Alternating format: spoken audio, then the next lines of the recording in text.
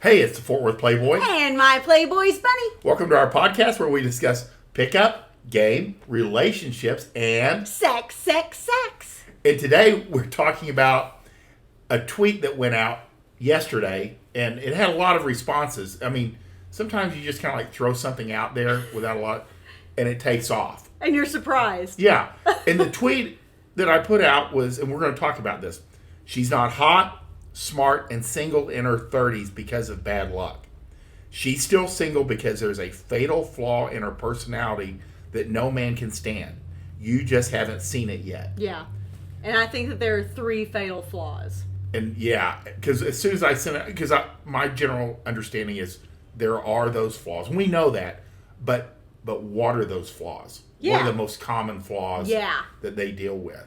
And I kind of had to go to Bunny, and I was like, what do you think the 3 most common Yeah. are? You know, because she sees the other side. She sees her friends that are like not doing well, or Right, you know, right. especially, and you know, a couple guys said, you know, is like 12 or 13 years, you know, where girls like started at 18. Yeah. But by the early 30s, most of the best girls are off the market. Yeah. You know, yeah. Make no mistake, there's outliers. Yeah. For whatever reason.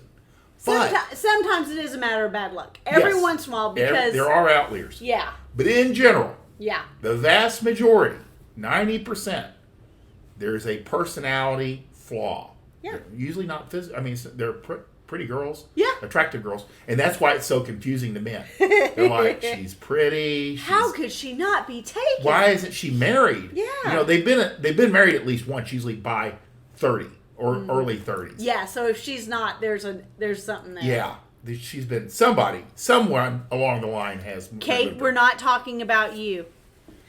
Or any girls that are committed, what do you call it, to single. Committed to singleness. being single. That's nothing wrong with that. But these are girls that want to be married Yeah. or want a serious long-term boyfriend. Yeah. You know? So we came up with the 3 top from what we say. Yeah. So the number 1 Whew. is just being a bitch. Yeah. That's- She's just bitchy. There's just a bitchiness to her personality. Yeah. And you can hide this, because Marilyn and I were talking about this, and we were like, how long could a girl kind of hide it? Yeah. A couple years, usually. Sometimes. Yeah. Maybe. Depending on the familiarity. I think that's the biggest factor with hiding the bitchiness is girls can be on their best behavior when there's limited exposure. Yes. When it's you know, if you're running a rotation and she's your once or twice a week girl, she's usually going to bring her A or at worst her B game.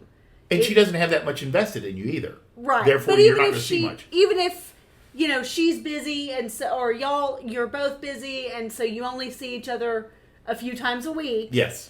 She can still bring her A game and be invested. She can still consider you her boyfriend, Oh, yeah. but she genuinely just doesn't. That you two genuinely just don't have time for more frequent time together. Or for disruption or disagreement. Yeah. Yeah. The more a girl invests in you, the more, or we should say, the more she's invested into you, the more you're going to see her real personality coming out. Because now it's for keeps. You know, as you move forward over time. But as there's more exposure, as you spend more time together, especially, and we've talked about this before, especially if there's a lot of like downtime. So it's one thing to be like out and about, dating or doing an activity, but it's when you're kind of lounging around the house a lot or just kind of going through everyday life together that things get more relaxed. And that's where real personalities come out. That's where the gloves come off. That's where if she's lazy, it starts to show. You know, if she doesn't like to put up with something, she stops. All kinds of things just kind of start creeping up whenever there's too much exposure. Absolutely. And you could even say, because I have heard guys say, we moved in together. Yeah. And then I realized she's a slob and is lazy. Yeah. And doesn't move off the couch when she's not at work. Yeah. Or with me. and it's over. I mean, they may take a couple years. So rough. But they're like, I don't want to have children with her, or No. vice versa. No. And it goes both ways. Make no mistake. But that's not what we're talking about. But again, it's the like you said, the downtime, and that's where people get into trouble. Yeah. Exactly. Well, and like we've said before, it doesn't matter how pretty a girl is. A girl with a bad personality, a bitchy personality, one who's nitpicking and complaining and just can't be pleased, she's not that attractive anymore. No man will stay with it. No man that she has gets any real value. unattractive real fast. And you'll see guys where she's like an 8, Yeah. 8.5. He's like a 6. Yeah. And they'll walk. They will. They will walk away, and they're like, there ain't no fucking way I'm marrying her. Right. It's true. And then having kids. It's bad. I mean, the bitch. And where do you think the bitchiness comes from? Is it like a fatal flaw, the way they were raised, or a combination of things? I think it's a combination, because I think by the point that we're talking about, I'm going to say like yes. late 20s, to mid 30s. Right. That's kind of the age group that we're kind of discussing right now, of girls who are not yet married. So they're getting pretty pissed off about it. And the personality is pretty permanent. But the personality, kind of like with alcohol, it's like it just magnifies to this point. So if it could have been tampered, but it was there when she was younger, it's only getting worse with every man who does not propose. Fascinating. So she's even more angry. Yeah. Because I will convey this. I mean, because I'm in my 50s and I've seen girls age through their... And some of the biggest bitches in their teens really mellowed. Yeah. Once, like, the kids came. Fascinating. Make no mistake, not all. Yeah. But a lot. Because life will soften you up. Yeah. You know what I mean? You'll get your ass kicked and, raising a family and having a husband that might pass away from a disease. I mean... They just kind of they can kind of see the other person's side a little bit better. Yeah. As opposed to being completely self-centered. Yeah. Well, and I think like what you're saying, self-centeredness lessens for most girls when you have children. Not all, but most. Yeah. Yeah. Not all, but most. But most guys can't get to that point. And the girls that we're talking about, you would have to deal with it, and there's a very small chance their personality will change much, if at all. They'll just become like very controlling, Yeah. So the bitchiness is the number one, and there are girls that are just bitches. Yeah. They're not going to change, and they embrace especially it. at this age. Yeah, 30 and up. Number 2, controlling careerist. Yeah, they kind of go hand in hand. Bunny says, and I don't really understand the controlling side because I've really never really dealt with it that much. Sure. But I can see the careerist side. Oh, you know what I yeah. mean? Because that's more careerists common. tend to be controlling at home also. You would think they wouldn't be. You would think it would be the opposite. You would think that they'd be like, I don't want to I make decisions all day in the office. I'm an executive. I'm important, blah, blah, blah. I don't want to make any decisions at home. I want my man to make decisions. You would think that's how it was, but that tends to be the opposite. They can't turn it off. Yeah. That's why, and I know this sounds horrible, but it's very, very consistent, like dealing with female attorneys. Yeah. They're in a male-dominated industry. They're in an adversarial environment all the time. You do that for 10 years, it is going to affect your core personality. Sure. Well, and not to mention the fact that however long it took you to get into law school, get through law school, like they've owned this personality. Argumentative. Mm-hmm. Yeah.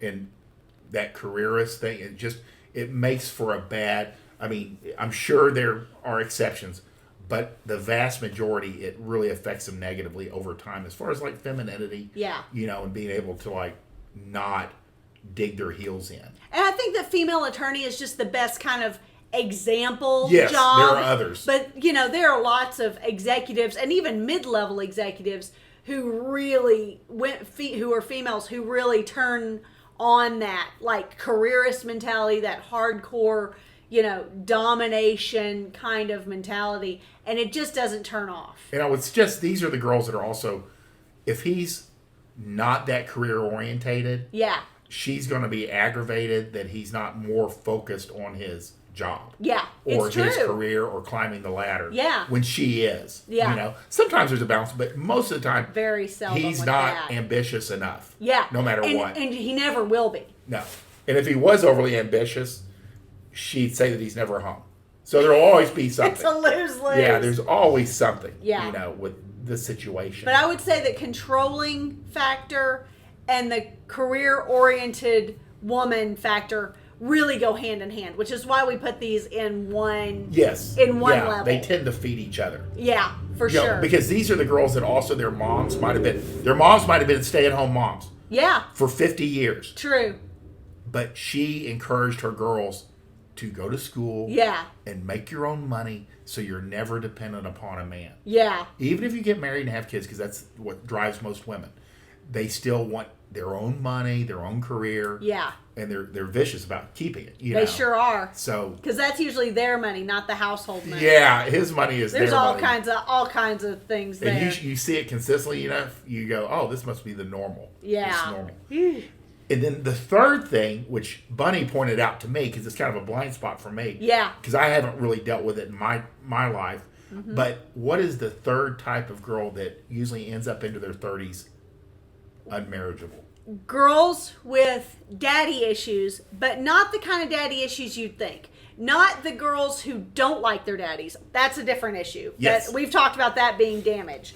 But girls who will only rely on their fathers for opinions, for guidance, everything that a man says to her, you know, even as a lover or a leader of the household or whatnot, it's like, well, let's see what dad says, or, you know, well, you know, dad told me this, we should probably do this, like he said. Let's do it daddy's way. There's a lot of that in relationship, and it's tough because we say if she has a good relationship with her dad, that's a good sign. But there's also this overstepped boundary kind of thing that causes real problems between men and women in love relationships like this. Yeah. And there's even a maxim from Chateau Heartiste about if she's a daddy's girl, when she brings him up, to ignore it. You know, to never compete, never acknowledge it. Yeah. Just change the subject. Because you don't want to let it look like you're competing with him or that it bothers you or anything. You just leave it as a neutral subject and you run your game. Which is fine on the front end. Yeah. But if you're Down trying the to road. actually have a relationship with this girl, you're essentially in a relationship with him. With the family. And you're never going to be the head of the household. And you can kind of see this too sometimes. You can see it from a distance. It's tough. Where they're always at her family's. They're always with her parents. Yeah. You know, even if his are in town. He may even end up having to work for dad. It's true. Know? And some men are okay with this and some men roll with it. Right. But it can cause an issue if the man doesn't want to roll with it. Either he doesn't respect the father, he sees that the father's really not that great a guy, so why would he make all my life decisions for me? Or he's just so hypermasculine, the dad's hypermasculine. A lot of times they're kind of two peas in a pod. Yeah. And so there can only be the female version is one cook in the kitchen. But you know, whatever the male version of this, it's essentially like well, what's that called? The guy likes the daughter. Yeah. He didn't marry her dad. You know what I mean? Right. And so they tend to just do their own thing. Yeah. You know, and it grates on the dad. Yeah. And it probably grates on the daughter, but that's not his problem. Right. You know. But girls with extremely tight relationships with their father, where they will never respect you as a man, that gets very tricky. And that's why a lot of these girls end up unmarriageable. Yeah. And they're pretty. Otherwise great girls. Yeah. In theory. On the surface, until you see, again, like I said, you just haven't seen the personality flaw. Yeah. That's fatal. Yeah. You know, and like she says, it's fatal. It is. It's not going away. It's not going anywhere. You know, so it's not going anywhere. So that's our three. Those are the big three. I mean, those That's are a big substantial. three. Yeah. That And a lot of bitchiness- times they go very much hand in hand in a lot of ways. And all three tend to present themselves at the same time. Yeah. You know, you kind of have to get to know her a little bit, but then they will be right up front. Exactly. You know? It's true. It's true. If you guys like this, please hit this like button, subscribe to our channel, share with your friends and family, maybe. You know, hey, you want to hear this Playboys channel? And they're like, no, I don't. And I want you to stop listening too. You know, and then if you have a comment, if you've dealt with, what would you say, just an untenuous situation that, you know, you had to walk, or you would not recommend in the future. Like, I married this girl and I would not recommend doing this. You know? I should have paid attention to this red flag or that red flag. Yeah. We'd love to hear your stories. We get good comments, and we're looking forward to hearing from you guys. Yeah. We want you to win. Bye.